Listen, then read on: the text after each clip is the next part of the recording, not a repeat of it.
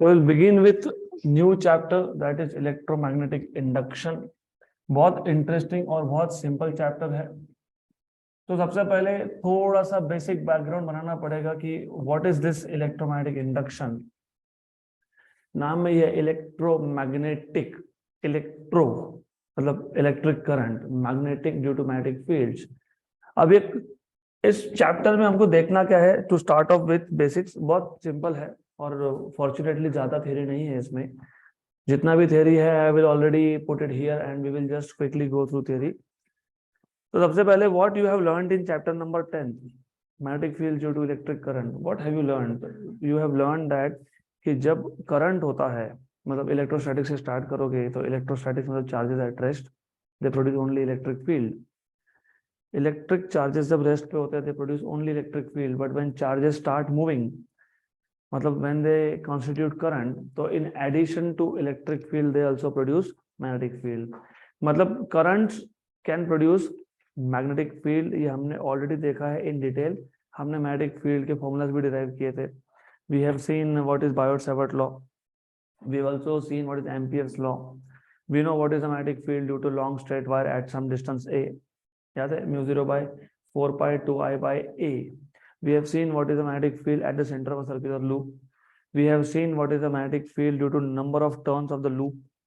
तो 10th number chapter tells us that कि जब भी करंट होता है तो वो क्या प्रोड्यूस करता है? Magnetic field. अब उल्टा क्वेश्चन हमारे दिमाग में आ रहा है कि whether magnetic field can also produce current. Current can produce magnetic field, yes. So we have already seen that, we already know that moving charges मतलब current produces magnetic field।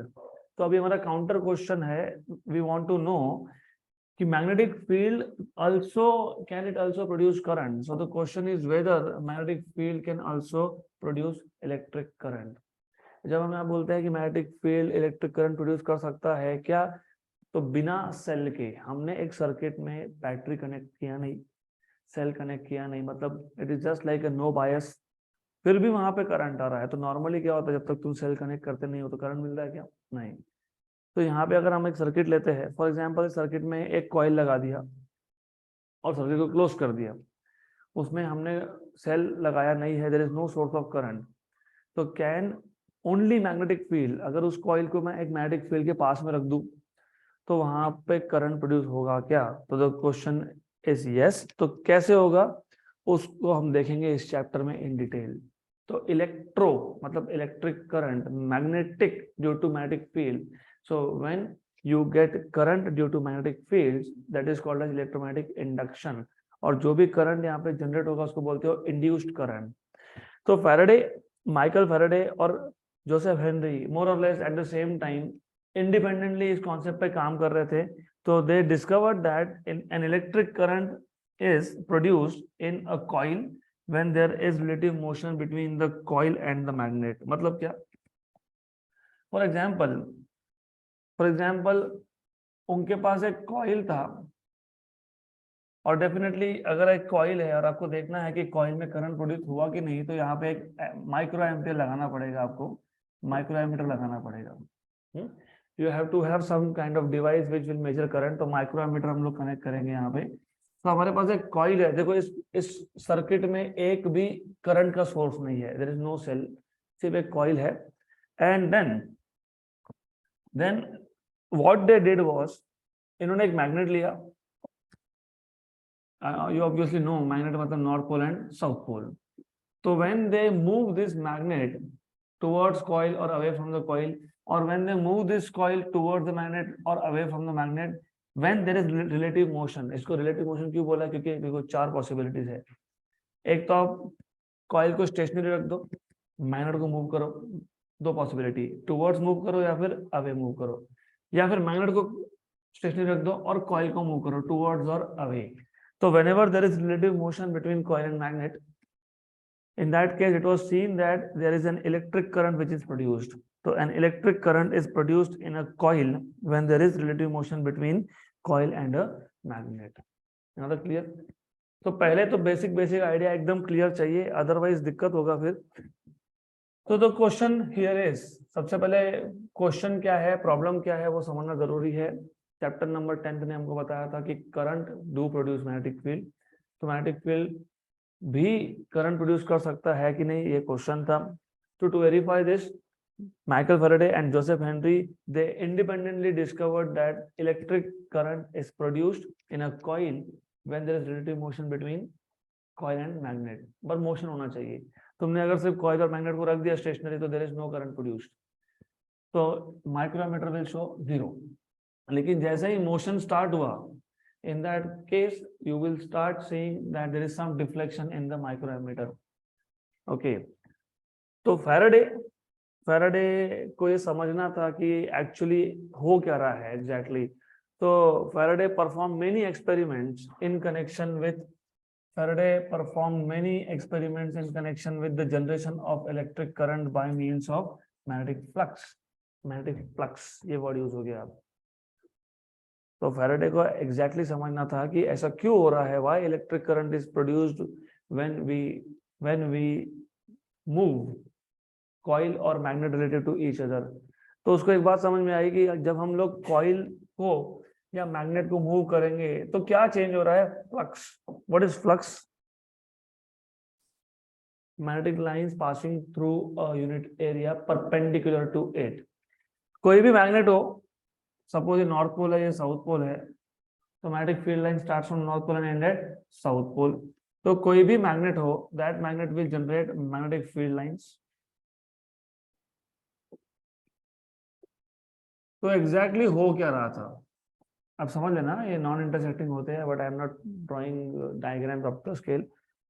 तो जब भी आप मैग्नेट को या कॉइल को move करोगे, suppose मैं मैग्नेट को मूव करता हूँ या सपोज मैं कॉइल को मूव करता हूँ, दोनों में से कोई भी जब मूव होगा तो क्या चेंज हो रहा है, फ्लक्स चेंज हो रहा है।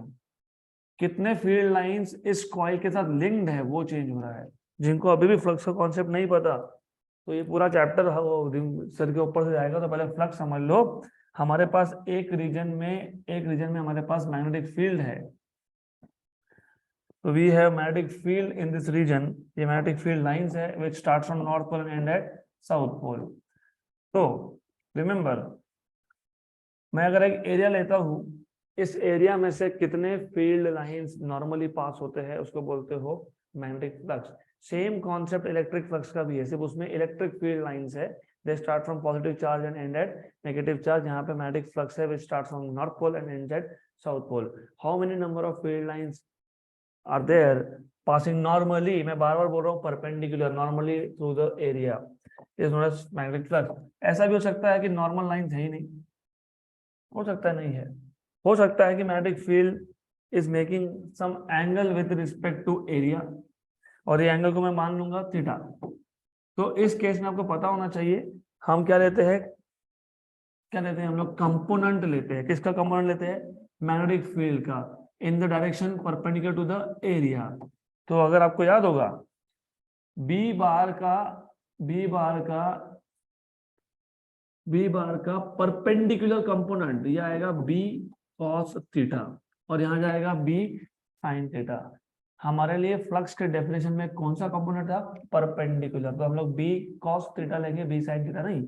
और अगर ये एरिया डीएस है तो टोटल फ्लक्स अगर आपको याद होगा तो it is B cos theta into d s, मतलब ये B d s cos theta है, मतलब ये B bar dot d s bar है।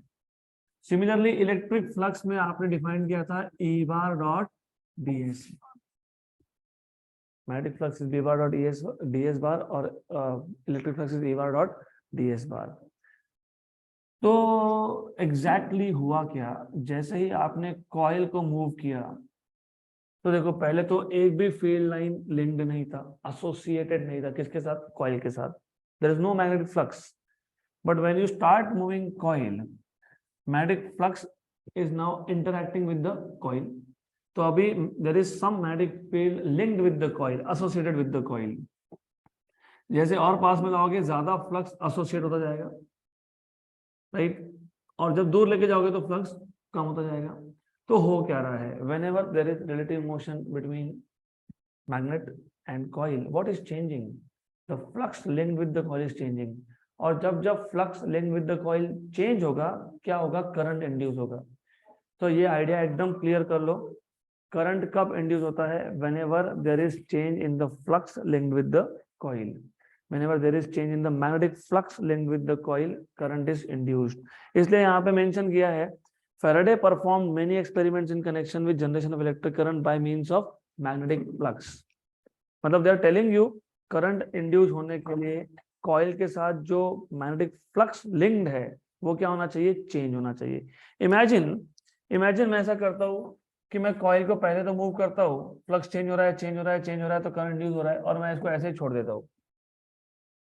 Now when you just leave it like this, coil के साथ फ्लक्स लिंक तो है लेकिन चेंजिंग नहीं है। चेंज हो रहा है क्या फ्लक्स? नहीं, तो करंट वापस हो जाएगा जीरो। तो करंट इंड्यूस होने के लिए एक कंडीशन है कि continuously flux linked with the coil must change. फिर वापस से आप जब इसको मूव करना स्टार्ट करते हो तो वापस से करंट इंड्यूस होता है। तो फैराडे ने बहुत सारे एक्सपेरिमेंट परफॉर्म किए थे। उसने क्या क्या किया था? उसने एक कॉइल लिया, जैसे मैंने यहाँ पे कॉइल दिखाया, उसने मैग्नेट लिया, पहले कॉइल को रेस्ट पे रखा, सिर्फ मैग्नेट को मूव किया, फिर मैग्नेट को रेस्ट पे रखा, कॉइल को मूव किया, फिर सिर्फ दो कॉइल लिए, उसमें से एक कॉइल में उसने सोर्स ऑफ वोल्टेज लगा दिया, मतलब एक कॉइल में करंट है, that is called as primary coil, और दूसरे में सिर्फ एमीटर है, माइक्रोमीटर, उसको बोलते हो सेकेंडरी कॉइल। तो उसने इन दोनों कॉइल्स को भी मूव करके देखा। तो in total Faraday did 3 different types of experiment. In one of them you have a magnet and coil kept constant, मतलब stationary, magnet was moved towards and away. Experiment number 2, magnet was kept constant but the coil was moved towards or away. Experiment number 3, he took 2 coils, उस दोनों में से एक coil को current का source उसने supply दे दिया था, that is called as primary, और जिसको सिर्फ एमीटर लगा है, that is called as secondary. तो हम ये सारे के सारे एक्सपेरिमेंट से जो ऑब्जर्वेशंस है वो देखेंगे, क्योंकि अगला यू शुड नो, ये जो माइकल फैराडे है ना, ये इलेक्ट्रोमैग्नेटिक इंडक्शन के स्टार्टिंग के लॉज ही यहाँ से आते हैं। There are 2 laws, Faraday's first law, Faraday's second law. ये जो 2 लॉ है, they are based on his experimental observations. तो उसके जो एक्सपेरिमेंटल ऑब्जर्वेशंस थे, they can be summarised as below. तो टोटल 3 एक्सपेरिमेंटल ऑब्जर्वेशंस थे। When a magnet approaches a closed circuit consisting of a coil, ये डायग्राम जो मैंने ड्रॉ किया है, when a magnet approaches, मतलब coil is kept stationary and magnet is moving towards the coil. Approaches मतलब moving towards. It produces a current in it. क्योंकि जब आप कॉइल को स्टेशनरी रखते हो और मैग्नेट को टूवर्ड्स मूव करते हो तो क्या चेंज हो गया? मैग्नेटिक फ्लक्स चेंज हो गया। मैग्नेटिक फ्लक्स चेंज हुआ तो क्या इंड्यूस होगा? करंट इंड्यूस होगा। तो यहाँ पे करंट प्रोड्यूस हुआ है, और ये जो करंट प्रोड्यूस हुआ है, इस करंट को नाम है इंड्यूस्ड करंट। इंड्यूस्ड करंट, क्योंकि ये करंट नॉर्मल करंट नहीं है जो किसी सेल ने जनरेट किया हो, ये इंड्यूस हुआ। और आपके घर में जो इंडक्शन होता है ना, कभी देखा इलेक्ट्रिक शेगड़ी? नहीं, हाँ, इलेक्ट्रिक शेगड़ी मतलब वही होता है, वो इंडक्शन ही होता है वहां पे। तो you will learn also how does those electric stove work, तो वहां पे इंडक्शन के थ्रू ही होता है। देन ये पहला ऑब्जर्वेशन था, when a magnet approaches a closed circuit consisting of a coil, it produces a current in it, this current is known as induced current. Second observation क्या होगा? When a magnet is taken away from a closed circuit consisting of coil, again current is induced, but this time current is in opposite direction. तो पहले अगर आपको positive currents मिल रहे थे तो अब आपको नेगेटिव करंट मिलेगा। तो observation number 2, when the magnet is taken away, a current is again produced, but this time in opposite direction. तो ये जो पहले 2 ऑब्जर्वेशंस है, they are from the motion of magnet towards or away from a stationary coil, बराबर। then अगर instead of magnet हम magnet की जगह पे कॉइल को मूव करें, तो मैग्नेट को स्टेशनरी रख दो, कॉइल को टूवर्ड्स या अवे लेके जाओ, तो वापस से आपको सेम ऑब्जर्वेशन मिलेगा। when the coil is brought near the magnet, towards the magnet, a current is induced, and when the coil is taken away from the magnet, again a current is induced, but this time current is in opposite direction. मैं बहुत interesting और बहुत simple chapter है, क्योंकि सिर्फ basic idea clear हो गया तो आगे सब कुछ इजी है और डेरिवेशन भी सिंपल है इसमें. तो if instead of magnet the coil is moved towards or away from the magnet, a current is again induced in the coil. Right? Correct? सिर्फ इतना नहीं. अब तक क्या किया तुमने, कॉइल को स्टेशनरी रखा, मैग्नेट को मूव किया टुवर्ड्स फिर अवे, बराबर. तो दोनों केस में क्या इंड्यूस हुआ, करंट, लेकिन डायरेक्शन क्या था, अपोजिट. फिर तुमने मैग्नेट को रखा स्टेशनरी, फिर तुमने कॉइल को मूव किया टुवर्ड्स एंड अवे, वापस से करंट इंड्यूस हुआ बट इन अपोजिट डायरेक्शन. उसने और एक काम किया, उसने क्या किया, वो मैग्नेट को मूव करते करते मैग्नेट का पोलैरिटी चेंज कर दिया. जहां नॉर्थ था वहां साउथ कर दिया, जहां साउथ था वहां पे नॉर्थ कर दिया. तो वापस से करंट इंड्यूस हुआ, लेकिन करंट का डायरेक्शन था opposite. So if the polarity of approaching or receding magnet is changed, the direction of the induced current also changes. Clear? Then अब हमने ये सारा का सारा क्वालिटेटिव स्टेटमेंट है. फिजिक्स में ना दो टाइप के स्टेटमेंट्स होते हैं. एक होता है क्वालिटेटिव, मतलब आपको बताता है कि क्वालिटी क्या है, हो क्या रहा है, क्या हो रहा है, करंट इंड्यूस हो रहा है. दूसरा होता है क्वांटिटेटिव स्टेटमेंट्स. हमने कहीं पे भी करंट के मैग्नीट्यूड की बात की, मैंने बोला 10 माइक्रो एम्पियर नहीं, मैंने बोला 20 माइक्रो एम्पियर नहीं. तो जब रिलेटिव मोशन होगा करंट तो इंड्यूस हो जाएगा, दैट इज क्वालिटेटिव स्टेटमेंट. तो फैराडेज के एक्सपेरिमेंट से जो भी हमने ऑब्जर्वेशन अभी तक देखे, हमने सिर्फ बात की कि हो क्या रहा है, कितनी क्वांटिटी में हो रहा है वो भी तो पता होना चाहिए ना. How much is the current produced. तो what Faraday found was the magnitude of induced current depends on the relative speed of the coil with respect to the magnet. Number one, it depends कि हमारे पास ये जो relative motion है magnet और coil का, जितना fast आप coil या मैग्नेट को मूव करोगे उतना ही ज्यादा करंट इंड्यूस होगा, जितना स्लो करोगे उतना ही कम करंट इंड्यूस होगा. क्यों? क्योंकि जब स्पीड ज्यादा होता है तो फ्लक्स फटाफट चेंज होता है. If the speed is high, the change in the flux is also very high. तो पर यूनिट टाइम हर एक सेकंड में flux, rate of change of flux is high. अगर स्पीड कम होगा तो rate of change of flux is small. तो the magnitude of the current induced is directly proportional to speed. हम derive भी करेंगे, लेकिन पहला तो ये ऑब्जर्वेशंस था. देखो ये बहुत स्टार्टिंग का स्टेज है जिसमें कोई फॉर्मूलाज नहीं है उसके पास, वो फिर एक्सपेरिमेंट करके देख रहा है. उसके पास एक मैग्नेट है, एक कॉइल है, वो हर पॉसिबल काम करके देख रहा है कि क्या क्या कर सकता हूँ. मैं मैग्नेट को मूव कर सकता हूँ टूवर्ड्स अवे, कॉइल को मूव कर सकता हूँ टूवर्ड्स अवे. मूव करते करते पोलैरिटी चेंज कर दिया, नॉर्थ को साउथ कर दिया, साउथ को नॉर्थ कर दिया. फिर मैं स्पीड चेंज कर सकता हूँ, फिर मैं दो कॉइल्स को मूव कर सकता हूँ. तो the magnitude of induced current depends on the relative speed of the coil with respect to the magnet. Number one. So induced current is directly proportional to speed. It also depends upon the number of turns in the coil. तो अगर वो जो coil था इसकी जगह पे कोई और कॉइल यूज किया होता, लेट्स से इसकी जगह पे कोई और कॉइल यूज किया होता, और अगर इस कॉइल में नंबर ऑफ टर्न्स ज्यादा होते तो मोर करंट इज इंड्यूस्ड. तो ये कॉइल के नंबर ऑफ टर्न्स पे भी डिपेंड करेगा. So it also depends on the number of turns in the coil. है that clear? Right?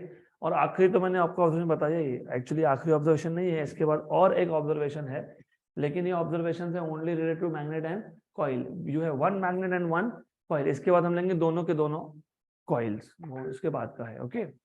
So then in this case the induced current, ये induce current कब तक रहेगा? So long as there is relative motion between the coil and the magnet. जब तक coil और magnet में relative motion है, जब तक दोनों मूव हो रहे हैं with respect to each other, तब तक ये करंट होगा. जैसे ही तुमने मोशन को रोक दिया, करंट स्टॉप्स. क्यों? क्योंकि मोशन को रोकना मतलब फ्लक्स का चेंज अब होगा नहीं. मैंने अब भी बताते बताते मैंने आपको ऑलरेडी बताया कि फ्लक्स चेंज कब तक होता है? जब तक there is motion between magnet and coil. The moment you bring one of them और basically both of them at rest, मतलब आपने मोशन ही स्टॉप कर दिया तो फ्लक्स चेंज होगा क्या? अभी नहीं होगा. तो in that case current becomes 0. Then 7th observation, तो इसके टोटल 7 ऑब्जर्वेशन है और साथ में वापस 3 पार्ट्स है, तो 7th consist of 3 further parts. Okay, तो सिंपल केस है. 7th one, instead of a magnet लेने की जगह पे, मैग्नेट और कॉइल लेने की जगह पे, instead of a magnet and a coil, अगर हम 2 कॉइल्स लेते हैं, 2 coils with their planes facing each other. ये इंपॉर्टेंट है. देखो जो नंबर ऑफ यहाँ पे जो टर्न्स दिए ना हमने, they are facing each other, ऐसा होना चाहिए. तुम ऐसा नहीं कर सकते एक कॉइल यहाँ पे है और दूसरे कॉइल का फेस उधर है, ऐसा नहीं चलेगा. तो अगर हम 2 कॉइल लेते हैं with their planes facing each other, instead of a magnet and a coil, magnet और कॉइल लेने की जगह पे अगर आप 2 कॉइल लेते हो, दोनों coil their planes are facing each other, right. इस केस में भी करंट प्रोड्यूस होगा, इंड्यूस होगा. सिर्फ इसमें जो एक कॉइल है, इसमें जो एक कॉइल है उसके साथ तुमने क्या लगा के रखा है, सोर्स ऑफ करंट, इसको बोलते हो प्राइमरी कॉइल. और दूसरे कॉइल में क्या है, गैल्वेनोमीटर, इसको बोलते हो सेकेंडरी कॉइल. गैल्वेनोमीटर क्यों, तो galvanometer measure small current. Micro ampere का रेंज का करंट कौन मेजर करता है, गैल्वेनोमीटर. तो instead of a magnet and a coil, 2 coils with their plane facing each other as shown in figure also produces induced current. One coil, एक coil is connected in series with a rheostat. Rheostat का एक purpose है यहाँ पे, वो भी तुमको समझाऊंगा मैं.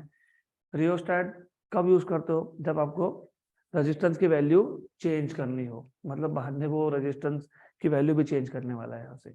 ओके, तो one coil is connected in series with a rheostat, a battery and अ की. तो यहाँ पे एक रियोस्टैट है, एक बैटरी है और एक की है.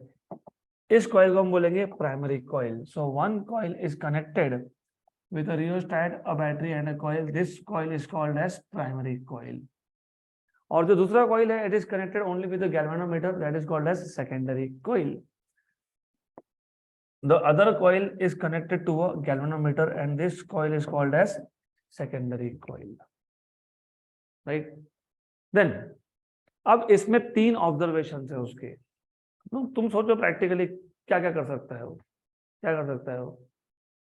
अभी दोनों कॉइल को रिलेटिवली मूव करेगा, keeping some constant resistance in rheostat, बराबर. और क्या कर सकता है, और सर्किट को मेक ब्रेक कर सकता है, की को ओपन क्लोज कर सकता है. और क्या कर सकता है, रियोस्टैट में रेजिस्टेंस चेंज कर सकता है. तो look, when the circuit in the primary coil is closed और ब्रोकन, क्लोज्ड और ब्रोकन मतलब मेक और ब्रेक. क्लोज करना मतलब की लगाना, ब्रेक करना मतलब की बाहर निकालना.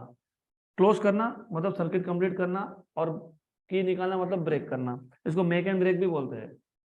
तो अगर हम लोग ने प्राइमरी सर्किट को मेक ब्रेक किया, क्लोज किया ओपन किया, क्लोज किया ओपन किया, क्लोज किया ओपन किया, तो जब वो ऐसा क्लोज ओपन करता है तो यहाँ पर डिफ्लेक्शन मिलता है. So when the circuit in the primary coil is closed or broken, momentarily deflection is produced in the galvanometer at the time of make or break. Galvanometer था दूसरे कॉइल में, सेकेंडरी कॉइल में. Primary और secondary coil में कोई connection ही नहीं है, they are not in contact. तुम यहाँ पे मेक ब्रेक जब करते हो तो बेसिकली प्राइमरी कॉइल में तुम करंट को पास कर रहे हो या स्टॉप कर रहे हो, पास कर रहे हो या स्टॉप कर रहे हो, पास कर रहे हो स्टॉप कर रहे हो. तो प्राइमरी में करंट चेंज होना समझ सकते हैं, लेकिन करंट कहाँ चेंज हो रहा है, सेकेंडरी में, बराबर. इसका मतलब जब प्राइमरी में करंट चेंज होगा तो रिमेंबर करंट क्या प्रोड्यूस करता है, मैग्नेटिक फील्ड. तो जब प्राइमरी में करंट चेंज होगा तो प्राइमरी का मैग्नेटिक फील्ड चेंज होगा. और ये दोनों इतने पास में रखे हैं कि प्राइमरी का मैग्नेटिक फील्ड किसके साथ लिंक्ड है, सेकेंडरी के साथ. मतलब जो प्राइमरी कॉइल है it is behaving like a magnet and secondary coil is in the field of magnetic field of primary coil. तो जब मेक ब्रेक करोगे तो मैग्नेटिक फील्ड कम ज्यादा होगा. मैग्नेटिक फील्ड कम ज्यादा होना मतलब फ्लक्स चेंज होना. तो फ्लक्स चेंज होने का सिर्फ एक पॉसिबिलिटी नहीं है कि तुमको मूव करते रहना है. मूव करने से फ्लक्स कब चेंज होता है, जब फ्लक्स कांस्टेंट हो. मेरे पास एक बार मैग्नेट है, उसका कांस्टेंट फ्लक्स है, तो अब मेरे पास ऑप्शन ही नहीं है, मुझे मूव करना पड़ेगा, कॉइल को या मैग्नेट को मूव करना पड़ेगा. लेकिन विदाउट मूविंग दीज टू भी हो सकता है. कैसे, प्राइमरी में तुमने जब मेक किया मतलब की को क्लोज कर दिया तो करंट पास हुआ, करंट पास हुआ तो क्या जनरेट हुआ, मैग्नेटिक फील्ड। और कभी भी याद रखना, सपोज मैक्सिमम करंट 10 एम्पियर का है प्राइमरी में, तो कभी भी करंट डायरेक्टली 10 एम्पियर होता नहीं है। तुम जैसे की को क्लोज करते हो, सर्किट कंप्लीट होता है, तो करंट की वैल्यू धीरे धीरे बढ़ती है, 0 से होती है मैक्सिमम स्लोली। जब करंट की वैल्यू बढ़ रही है, do you remember magnetic field depends on current, μ0/4 pi 2I/a। तो करंट की वैल्यू जब बढ़ रही है तो मैग्नेटिक फील्ड भी बढ़ रहा है, मैग्नेटिक फील्ड बढ़ रहा है तो मैग्नेटिक फ्लक्स भी बढ़ रहा है। जब करंट 0 से डायरेक्टली मैक्सिमम होता नहीं है, तो की निकालने के बाद मैक्सिमम से 0 भी डायरेक्टली नहीं होता है, तो धीरे धीरे डिक्रीज होता है, राइट। तो जब ब्रेक करोगे सर्किट को, तो मैग्नेटिक फील्ड क्या हो रहा है, कम हो रहा है, क्योंकि क्या कम हो रहा है, करंट कम हो रहा है। तो क्या चेंज हो रहा है, फ्लक्स चेंज हो रहा है। तो जब मेक ब्रेक करोगे, तो यहाँ पे फ्लक्स चेंज हो रहा है विदाउट रिलेटिव मोशन, मोशन में नहीं होने के बाद भी चेंज हो रहा है। और ये फ्लक्स, इस प्राइमरी कॉइल के फ्लक्स में किसको रख दिया तुमने, सेकेंडरी को। तो ये फ्लक्स किसके साथ लिंक्ड है, सेकेंडरी के साथ। तो सेकेंडरी में क्या मिलना चाहिए, इंड्यूस करंट, और ये होता है। when the circuit in the primary coil is closed or broken, momentary deflection is produced in the galvanometer at the time of make or break. When the circuit is closed or broken, the direction of deflection in the galvanometer are opposite to each other. जब तुम close करोगे तो अगर आपको positive current मिल रहा है, और जब आप ओपन करोगे तो आपको नेगेटिव करंट मिल रहा है, तो डिफ्लेक्शन क्या है, अपोजिट डायरेक्शन में है।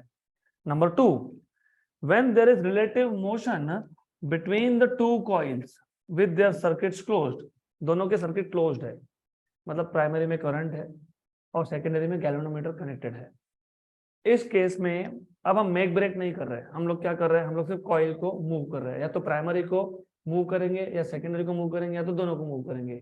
तो जब दोनों के सर्किट क्लोज करके रखे हैं और आप कॉइल्स को मूव कर रहे हो, उस केस में भी तुमको क्या मिलेगा, करंट मिलेगा। So when there is a relative motion between the two coils with their circuits closed, a current is induced in the secondary coil, right? अब रह कौन गया, रियोस्टेट। मतलब अभी तुमने वापस से प्राइमरी और सेकेंडरी कॉइल के डिस्टेंस को कर दिया फिक्स। अब तुम सिर्फ चेंज कर रहे हो रेजिस्टेंस, रेजिस्टेंस चेंज करना मतलब करंट चेंज करना, because V equal to IR, I equal to V/R। If you decrease the resistance, current increases. If you increase the resistance, current decreases. And if current increases or decreases, magnetic field changes, and hence the flux linked with secondary also changes. तो यहाँ पे whenever the current in the primary coil is changed, कैसे changed? By sliding the rheostat jockey. जो rheostat का यहाँ पे jockey होता है, उसको जैसे तुम मूव करोगे, स्लाइड करोगे, तो रेजिस्टेंस चेंज होगा, और रेजिस्टेंस चेंज होगा तो प्राइमरी में करंट चेंज होगा, और प्राइमरी में मैग्नेटिक फील्ड चेंज होगा, तो सेकेंडरी के साथ फ्लक्स लिंक्ड चेंज होगा, तो सेकेंडरी कॉइल में क्या इंड्यूस होगा, करंट इंड्यूस होगा। Observation number C, whenever the current in the primary coil is changed by sliding rheostat jockey, a current is induced in the secondary.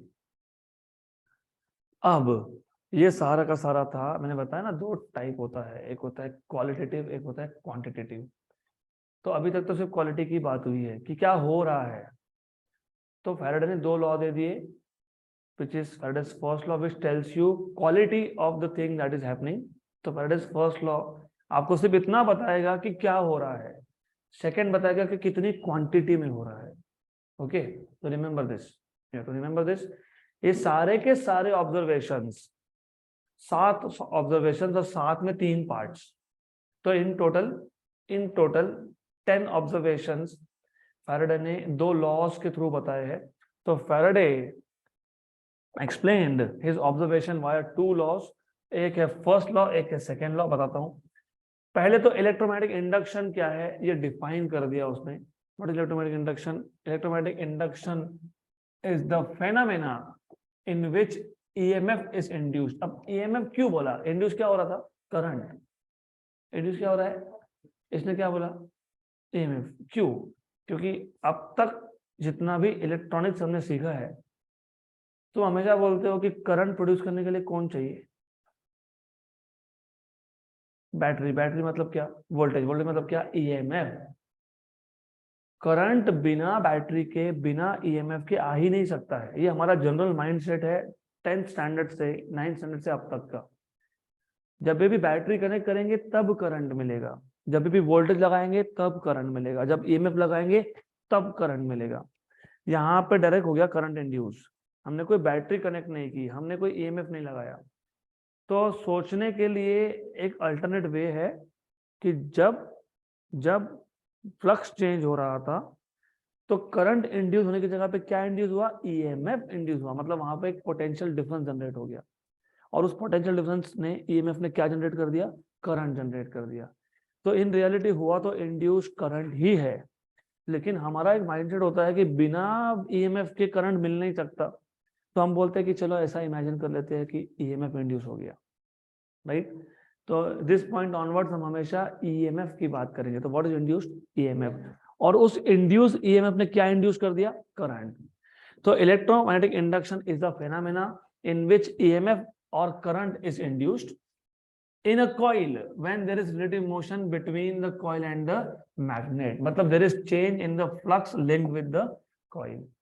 So electromagnetic induction is the phenomena in which EMF is induced or current is induced when there is relative motion between coil and the magnet. मतलब whenever there is change in the magnetic flux linked with the coil. जब जब coil के साथ linked magnetic flux change होगा, वो कैसे भी हो, फिर चाहे तुम मोशन से लाओ या तुम मेक और ब्रेक करो या तुम करंट चेंज करो, लेकिन flux linked with the coil should change. That phenomena is called as electromagnetic induction. अब ये जो एक्सपेरिमेंटल ऑब्जर्वेशंस थे फैराडे के, they were put forth in the form of laws of electromagnetic induction by Faraday. इसलिए topic का title है Faraday's law of electromagnetic induction. तो दो लॉ है। फर्स्ट लॉ जो आपको बताता है कि हो क्या रहा है, सेकंड लॉ आपको ये बताता है कि कितनी क्वांटिटी में हो रहा है। तो first law, whenever there is change in the magnetic flux associated मतलब linked with the coil, one नहीं an EMF is induced. Sorry for this typing mistake, one EMF नहीं an EMF is induced in the coil. This is qualitative statement. Okay, तो जब भी magnetic flux change होगा, कौन सा flux associated with the coil change होगा, तो क्या इंड्यूस होगा, ईएमएफ इंड्यूस होगा। मतलब क्या इंड्यूस होगा, करंट इंड्यूस होगा। This is qualitative law, qualitative statement. कितनी क्वांटिटी में होगा, सेकेंड लॉ। तो फर्स्ट लॉ बताता है कि क्या हो रहा है, सेकेंड लॉ बताएगा कितनी क्वांटिटी में हो रहा है। The magnitude of induced EMF, the magnitude of induced EMF is directly proportional to rate of change of magnetic flux through the coil. The magnitude of induced EMF मतलब E, और EMF को हम हमेशा यहाँ पे स्मॉल e से note करेंगे। The magnitude of induced EMF E is directly proportional to rate of change of flux link with the coil. मतलब एक सेकेंड में flux link with the coil कितने अमाउंट से चेंज हुआ।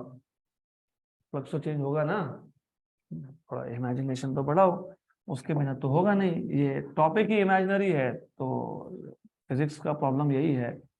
देखो ऐसा है, मैं मूव कर रहा हूँ कॉइल को, एक सेकेंड में कितना फ्लक्स चेंज होगा, that is nothing but the amount of EMF induced.